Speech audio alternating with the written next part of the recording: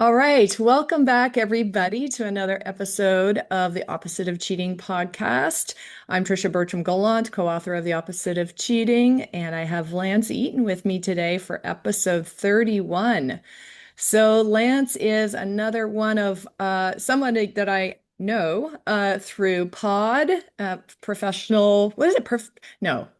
Oh, we don't know what it stands for anymore, but people that care about teaching and learning and assessment, and through LinkedIn and through various Hmm. various circles. But another colleague, I feel like, who I've not met before today. So very excited. Thanks, Lance, for coming in.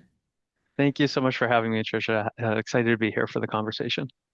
So, Lance, tell the folks a little bit more about what you do and in what context you do it. Sure. In my full-time role, I am Senior Associate Director of AI and Teaching and Learning at Northeastern. Outside of that, and partly how I ended up in that role, Yeah. and to clarify, that role is part of the Center for Advancing Teaching and Learning through Research. So it's faculty development space. Uh, in general, and kind of prior to that, I've been doing just a variety of writing, talks, workshops, like the whole range of things over the last, I mean, really throughout my career in instructional design and faculty development over the last 15 years, but obviously with a AI focused in the last 3 years, doing things on my Substack, co-authoring pieces and EDUCAUSE with some really amazing people and outside of EDUCAUSE as well. Continuing to try to like figure this out together, and I find for me that's a lot of what this is like being in conversation with others even when writing to learn what I haven't learned yet, which is plenty. Yeah, no, I know. So are you like a lot of us then that you really had nothing to do with artificial intelligence before November 2022? Were you the tech guy in instructional design and So faculty dev? Like how did it end up yeah, being you that became the AI person? uh, that's a good question. I think I had the luck of several different things happening Mm, uh, that coalesced in me becoming one of the folks and well known in the conversation. So I think in one part, I've been like whenever I'm doing stuff, even prior to AI, I'm often sharing it. So I have a Substack, but before that, and still I have a blog that I've had for 15 years, and I'd share like, oh, I did this workshop, and I put the slides wow. up, or Wow. like I'm having this conversation. I would do any kind of instructional content. I just put it up on YouTube for others to benefit. I come from Mm, like OER and open access background, so yeah. that was a practice. I also uh, I luck might not be the right word, but I was working as an instructional designer, and then I became an educational programs manager at the Berkman Klein Center for Internet and Society. Mm, And I lucked in at a time when some of the programming, the educational program, and as well as events that they were doing, focused on AI, and some of it focused on AI in education. Again, this was before 2020, November yeah. 2022. And so my mind just started to kind of be thinking about that. And I had to, I was getting some of the frameworks, some of the insights, and then just doing, a lot of reading of a lot of different books around education, around technology, so that when ChatGPT showed up, there's like three things I did that kind of moved me further along. The first is I just started playing with it. And again, I started sharing that on my blog. Yeah. The second is in January 2023. I started to crowdsource AI policies in syllabi. And so that's a collection now that's almost 200 syllabi policies from all sorts of disciplines, all sorts of folks from different colleges, universities around the world. So that started to get attention, just the fact that I was the person like Mhm. coordinating that effort. And then I was at College Unbound, a younger college. It's only about 15 years old. That's catered to and focused on adult learners. And in that space, because we are different, they're a different type of institution, really focused on and centering student experience. I was like, here's this new thing that has come out, and this is in December Yeah. 2022. I'm like, here's this new thing, and we've got to figure this out. And so I went to my provost, and I was like, I've got an idea. I want to teach a course on AI in education.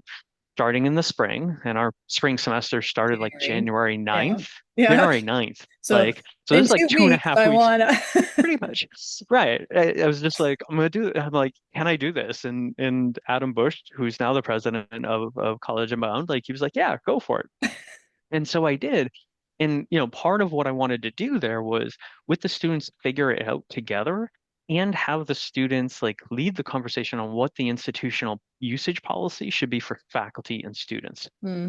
And so we did that course. It was 8 weeks. We were learning by the seat of our pants. I felt very comfortable, like knowing that everything was emergent and also knowing we had a goal in mind of like trying to build those guidelines. And we did. And I ran the course again, and some of the same students took the course, some new students took the course, and they test piloted them. So they took those guidelines we came up with, they went to other courses that they were taking and used AI according to those guidelines to see, if it worked, if it was too restrictive, if it was not restrictive enough, if it, where did it fit? We obviously let the faculty know that's what we were doing. We weren't just like, surprise. Yeah. Um, but it was through that we got, what we thought were a really good set of policies for faculty and staff, faculty and student usage. And then we gave that over to the faculty to get their input. And, we opened it up as a Google Doc. People put in comments, people put in different insights and whatnot. Uh, in like a lot of it was looking for parity of language, making sure that things lined up correctly, making sure that faculty autonomy was still respected, all of those things. uh, Autonomy was respected to the degree that it was appropriate. So like there were things like we said, like you can't make a student use an AI tool uh, because, in part because we didn't have any licenses, like we didn't have any affiliations, Right. and so their privacy was at stake. Um, but like we worked to really make sure to respect where faculty were at, make sure they had their voice. And then that got moved into the curriculum committee at College Unbound and approved.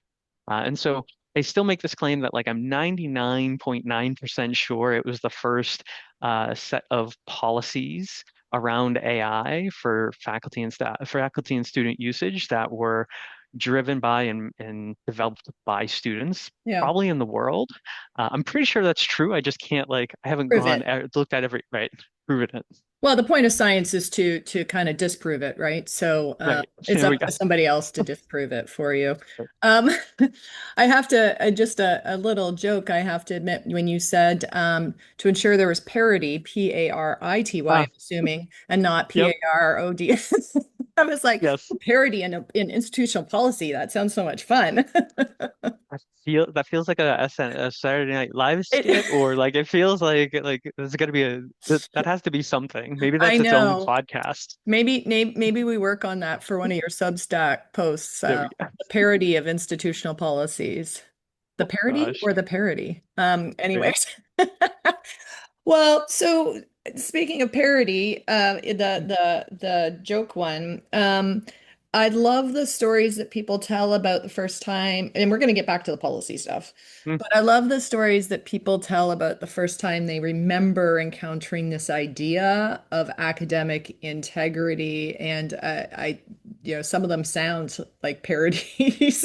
mm, Some of them are quite serious. I mean, mine was in my PhD program when I was kind of lost, and I mm, met someone who was very passionate about it, and he suggested I do my dissertation on academic integrity, and that was in 2002. And mm. 23 years later, here we are. So, what's your story about ever first hearing or coming into this concept coming to your brain? It's interesting because I think in the communication I told you like I was gonna tie it in with chicken nuggets and Blockbuster. Yeah. And because I don't think I get to academic integrity without first like Hmm. where I sit with or my experiences with integrity. Um, and that covers two stories. One, when I was I was probably 9 or 10. No, I was probably 10 or 11. Hmm. Um, I was like, and something I still grapple with is like I was an overweight kid. I'm an adult who also navigates weight challenges, and I was very aware of it as a kid because I also Hmm. played sports Hmm. and had to stay within certain weight ranges for football. Right. And there was this situation where there was at home, there was a plate of chicken nuggets left over. And like, of course, me and my brother would fight over them. And so they always had to be even. And we went out, and when we came back, one was missing. And like my father insisted it had to have been me, right? And like there was no way for me to disprove that. Like Wow. there I was like, and like we come to find out like a day or two later after like Is the going dog. getting yelled at, it was my mom. Like she Oh, happened to come home in the interim and just grab me because she was hungry. I guess that makes So sense like, because a dog would have eaten the whole plate. right? Yeah. Okay. And our dog wasn't high, like Okay. didn't have a You're good researching. vertical. So like I like that sits in my bones Huh. deeply. Yeah. And then fast forward, this is when I'm out of college. I'm working full time, but also like had another part time working at Blockbuster. And I remember one day just like I'm working there. I'm I'm like I'm barely there because I was sick, but like I had to work and blah blah blah. But uh, two people come in and like they just like walk right out the front door with like two DVD players. And Players, not yeah, TVs. yeah, right. Like two DVD players, like because the car pulls up, they take off. What? And I'm just like, I'm not chasing people. Like, I don't know what they've got in the car, all of that stuff. But I remember like the supervisory, like not the not the manager, but like the next level, Mm, the regional manager, yeah. like starts to like ends up bringing me in to interrogate me, being like, this looks mighty suspicious. And I'm Oh. like, yeah, I work a full-time job and I'm working this part-time job and I have a degree just so I can steal two DVD players. Like, you got me. So like those things Mm, sit with me a lot, sat with me a lot. Um, and I think I didn't experience or didn't have a lot of firsthand experience around academic integrity as a student, in part because I liked to write. And I was majoring in things that I was enjoying, like I was history mm, major and literature minor, and these were things that were just exciting to me. But hmm. where it hit was when I started to teach, and it's an interesting having those experiences and then being on the other side of being an educator and having felt like, oh, I followed the rules. Yeah. I'm going to say this ironically, if for those that are listening, like there's air quotes, like I followed the rules, I did it right, everybody else should. And so I came into that space with a very much strong Mm, framework, overbearing, I would say, of like, and I probably had the language of like, you know, uh, academic integrity, violating academic integrity is the felony of yeah. academia, right? Very principled, very strong. Right. Yeah. And I Rooted in a concept remember, of fairness, I'm assuming, based on your previous yeah, experiences, right? right. Right. Like I want the work that you are doing to be yours. I want to Yeah. see your growth. Um, but like it also in the collection of being with other faculty and to be clear, I've always been an adjunct. So I was doing the full-time adjunct across different Yeah. places and like in conversation with faculty who also may have been feeling a bit of burnout or just tired or just challenged Mm, by encountering this. Like I took the wrong lessons. And I got proud of like how I could catch students. And like I had that story of like I yeah. caught three students with, just one, I was able to catch them with just one word. And like that very performative, like, don't think you can get it by me. Yeah. And I think within that, like, even if I was technically right, there's if you can be, it's something along the lines like if you can be kind or be right, you should probably Mm, be kind. mm, Um, and I was realizing I was so focused on the right that it didn't really matter, like the effect it was having on students learning, and not just that individual student, but the classes. Like it kept increasing antagonism uh, between me and them, between each other. And it was about the same time I started reading more of people like Jesse Stomall and the like start by trusting students. And so this is probably in like the early 2010s, like over that decade, I start reading more of things like him. I start getting into open education, open educational resources, which becomes a gateway to open pedagogy. It mm. just gets me really thinking different and, reading more of people like Bell Hooks and other great books that are coming to my awareness. Some of them had been out for a while, Yeah. but like showing up in audiobook, which means I can Mm, read them. and just that mixture leading me to like start to realize like there's something wrong if we're stepping into that space, and we by and large have a lot of power, and that is a space in which like in order to learn in order to feel like you can learn, you need to be able to trust that space to be right for your learning. And like that's not what I was creating. And so doing a lot of unpacking, building a lot more trust with students to think about, how can this look differently? How am I not mouse trapping? How am I supporting and giving them the space to like try things out, to fumble, to make mistakes, and also try again. Mm.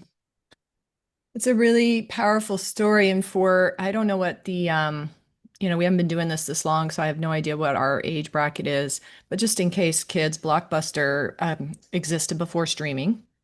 You had to physically go into a store to rent a VHS or a DV, eventually a DVD. I forgot that we could buy equipment there. I forgot that Yeah. part. I know we could rent it too, right? We could rent That's a good players question. at the beginning, I think. We could rent them and Maybe. then maybe they started selling them. And I do believe there's still one Blockbuster store left in like Seattle or Alaska or somewhere north, west. Where there's not good Wi-Fi, where there's not good Where streaming there's options. not good broadband or streaming, which could get us into a whole different conversation about equity and in Right. artificial intelligence and education, right?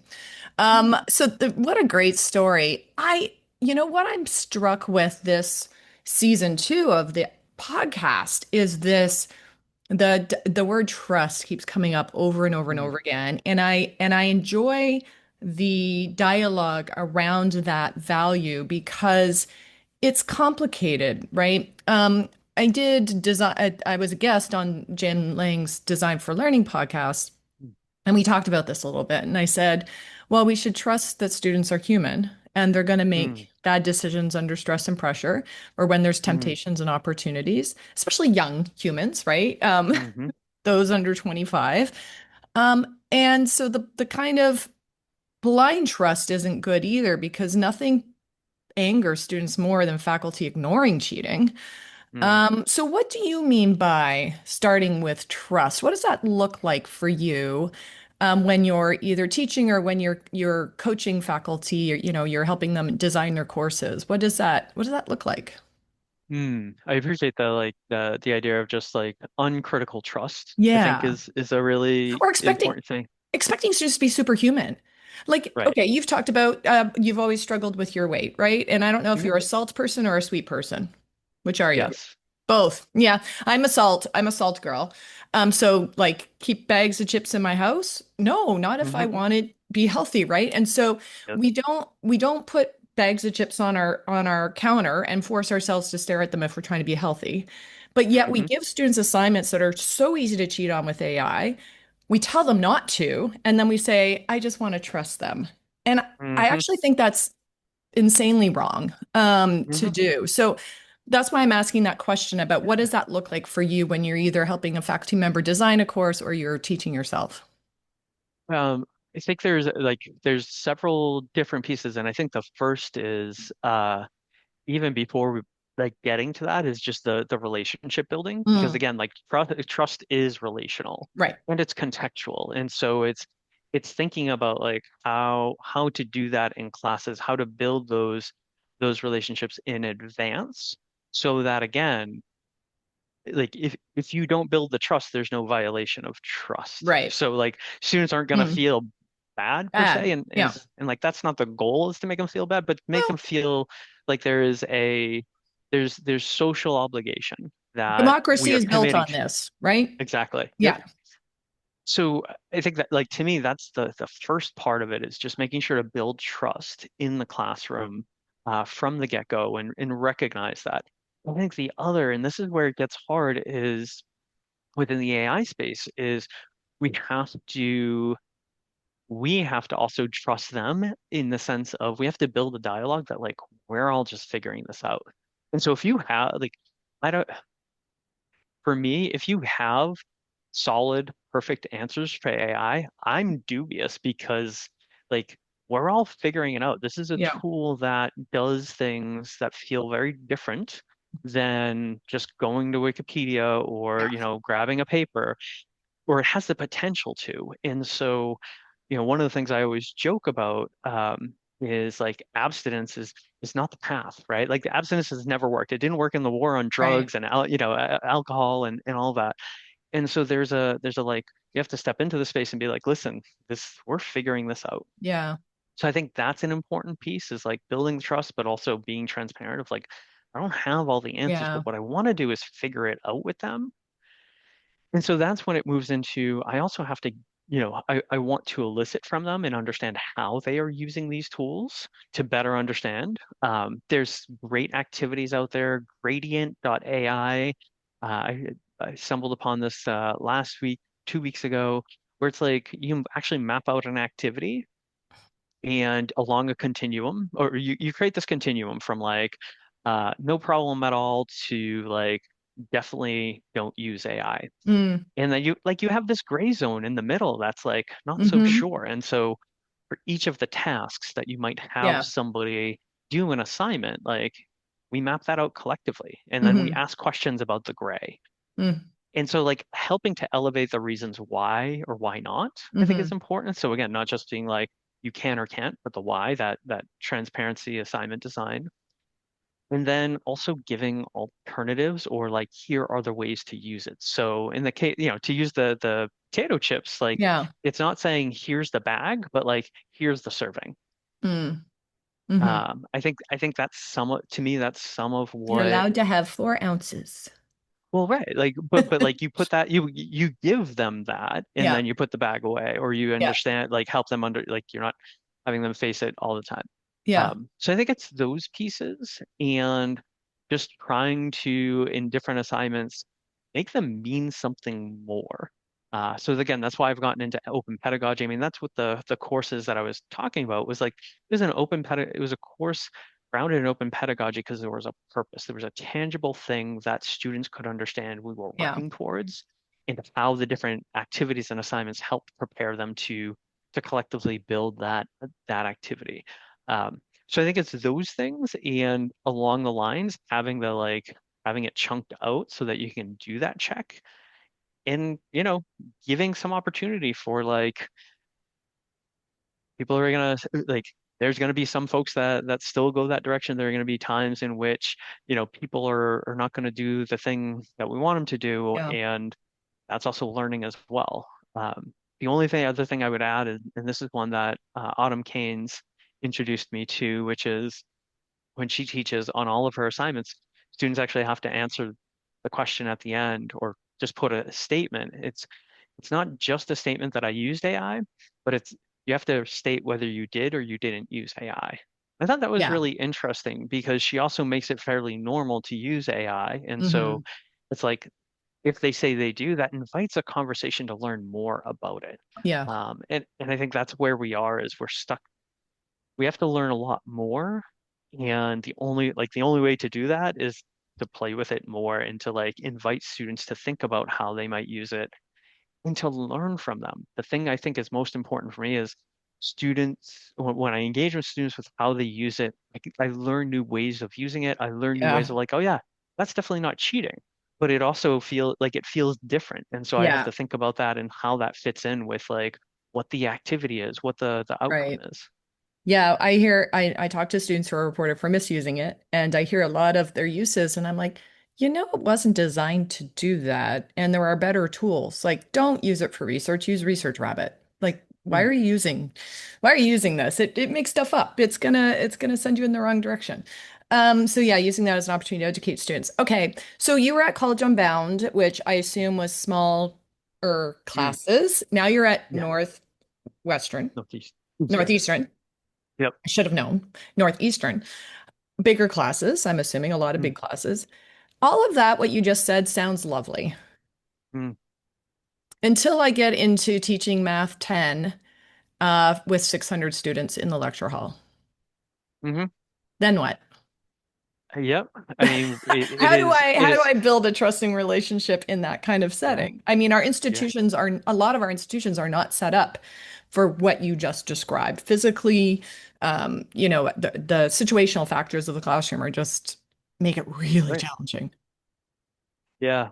I don't like, I think there's that real challenge in large enrolled courses. I think there's real challenge in some of the models of like full-time fa or not uh full staffing of all teaching roles by Yes. part-time faculty. Yes. Especially when they are like massive online Mm, institutions. So, I mean, I don't I don't have a good solution because one of the things that like we have to unpack is, do those models work anymore? And right, well, right, like, do they work anymore, or what do we have to think about differently? Uh, what else might be possible? This could be a really interesting opportunity to rethink. Uh, and I think a place like Northeastern or other types of large institutions that are in hubs like Massachusetts, where mm, like you throw a stone, you're going to hit three colleges, right? There's right. like 100+ Yes. colleges in this very small state. I do think there's interesting opportunities of collaboration to scale Mm, down and use like I don't want to say transfer agreements because that gets hackles mm, up, but like finding other ways of allowing for that more personal, because I think that's the other piece is so much of the discourse right now, so many of the things going on around higher ed is like there there's already this concern about costs. yeah. And there's now this concern about where is AI in all of this. And so much of the concern about AI is like dehumanization. And so Mm, like there's something about a large enrolled class that can also feel very dehumanizing. hmm. And so like what's the new solution? Is it, and I think about this when I think about some of the wins that have happened for graduate students Mm, who are TAs, of like being able to collectively bargain and things like that.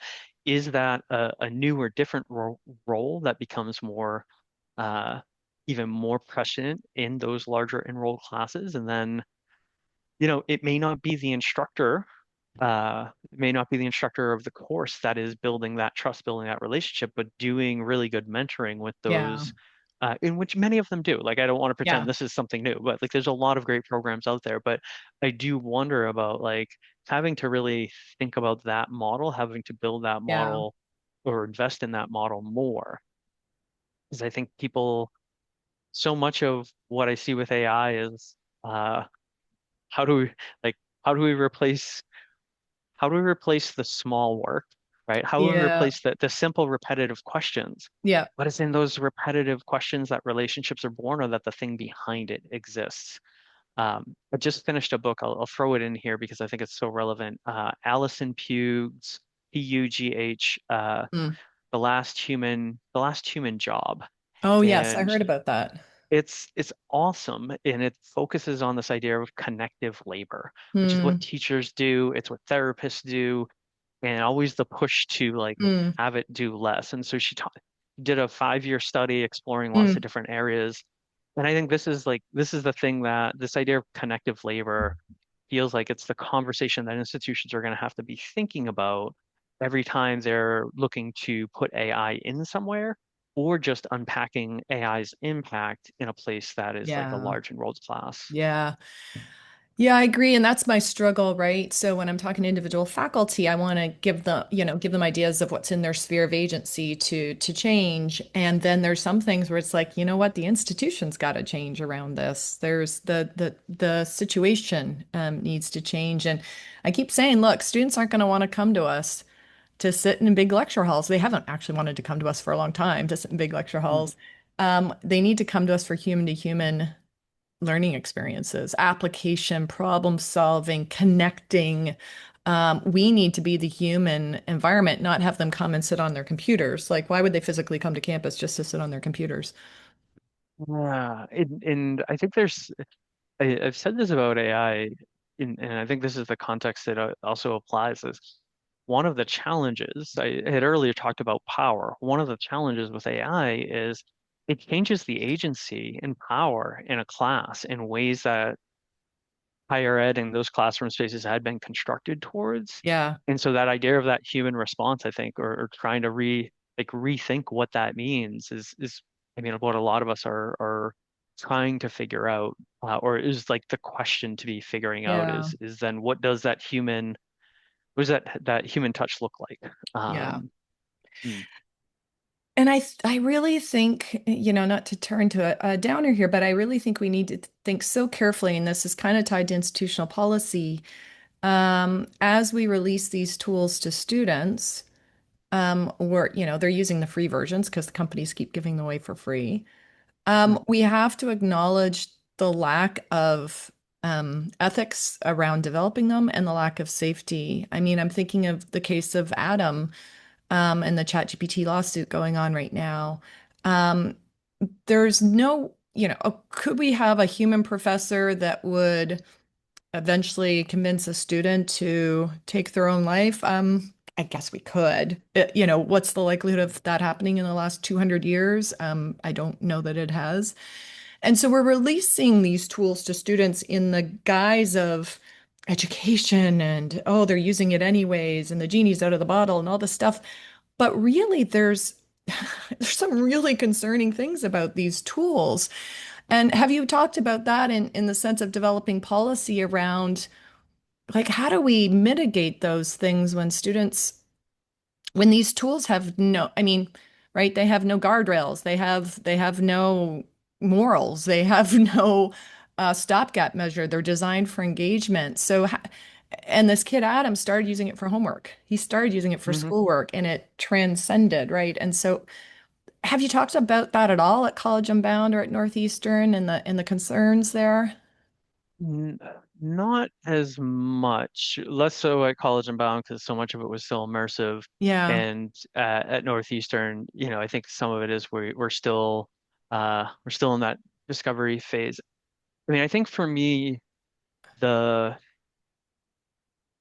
I think there's some interesting parallels. Like we can go back to we certainly can go back to early internet days, and this is well, early internet days, early social social media days, media.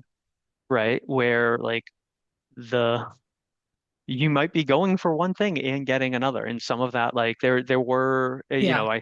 I would have to go back but I do remember, various cases, this is where we got cyberbullying from. This is where we saw Mm-hmm. these things. And that all happened again via tools. It was Yeah. individuals, but it was tools that were facilitating it. They were designed to, yeah. So I think like this isn't entirely new into that idea of like a teacher doing it directly, no, but there's certainly, I have no doubt there has been experiences where like an uncaring teacher is just like, nope, this is your grade, there's no room for it. And like that's the change of a course that's going to send the student Sure. to like flunking out. And Sure. now these are different, but like Yeah. that process of a uh, The power. right, a system playing out its power that leads an individual Yeah. to feel like, this is what I need to. So I want to just start like that's often been around. The fact that the tool, the tool is doing that, I think is a problem.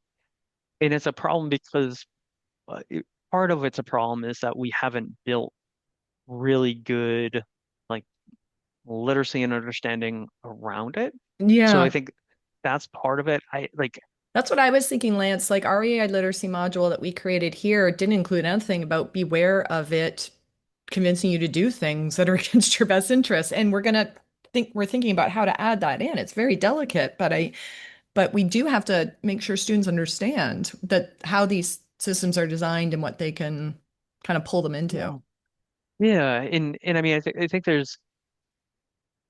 I think there's some folks who see it as like explicitly, like there's some of this discussion that is like it's either intentional malfeasance or there's ways in which there's a like they should have known. And what I would say, like one of the things I've been thinking about is we know that these large language models are trained so much from the world at large. Hmm. Um, and they're trained on advertisement and all of these things. Reddit. And like, right? But what I think about is if we look at advertisement, like it is Mm, all about like here's the solution, a car. But a here's the drug. dream. Here's the underlying Yeah. uh associations. Yeah. And so if the AI has all of that, like the thing we want students to understand is it doesn't matter if you're going to talk to it uh about homework. Carry the idea that like it's it's trained off of a lot of language that's supposed to like hit you inside, Hmm. and whatever's inside, like it doesn't know what it is, but like if It'll, you're all right, like it can work off your best and your worst yeah. parts of you or the things you're Yeah. struggling with most. And that like yeah, I think that's important to be holding on to. I do think I think the challenge is until these incidents happen, it becomes harder for the companies to know and understand and have evidence of what the pathways were to be Yeah. able to then counter them as well. So what do we do in the meantime? So we're kind of stuck as higher education institutions, and this will be my last question because we're getting in deep and we're probably getting Mm, over time. Um, so we get the you have to teach students how to use these tools because they're out there, they're going to be using them when they graduate. And then we get but we're really concerned about critical loss of critical thinking. And just like the calculator, students still need to learn arithmetic, to before they can cognitively offload to the calculator. So we've got this tension. And so in terms of policy, which has been like you've become the policy guru by just like you said, you started collecting them, and so um, and then developing it at College Unbound.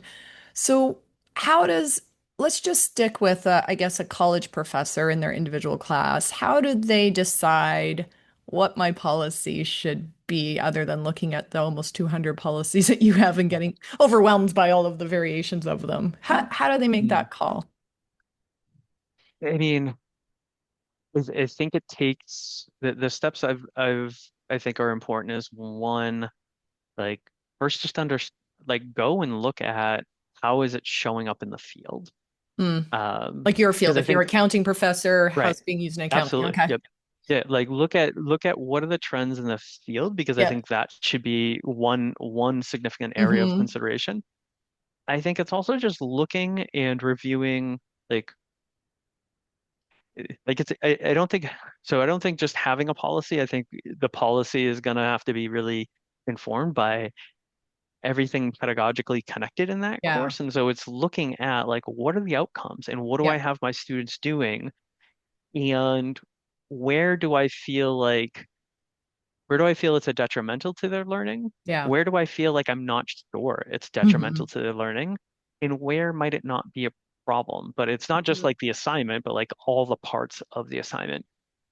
And I mean, I think it starts there. And then I do think there's this like, for me, there's a tension of just coming up with it and declaring it versus like opening it up as a Google Yeah. Doc for comments and annotations or making it a conversation.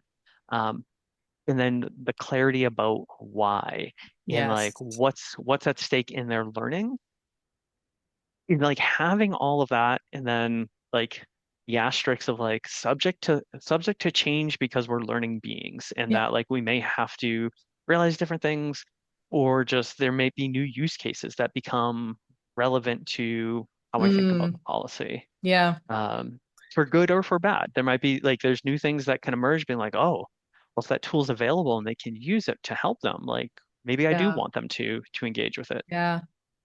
Yeah, I appreciate that, and it's good advice. And I still think about being a faculty member or Mm, teaching three, four, five classes, however what your teaching load is, and going, yeah. Oh yeah. Yep. And I think maybe we do a part two at a later time this year to talk about the institutional policy level, because I know a lot of institutions are still figuring that out too. And we can revisit that to talk about maybe how institutional policy can help faculty so they don't all feel like Mm. they're just starting from scratch. So Yeah, thank yeah. you, Lance. Thank Really you. appreciate your time. It was an awesome conversation, and maybe we'll, like I said, do part two. That sounds great. Thank you so Thank much. you.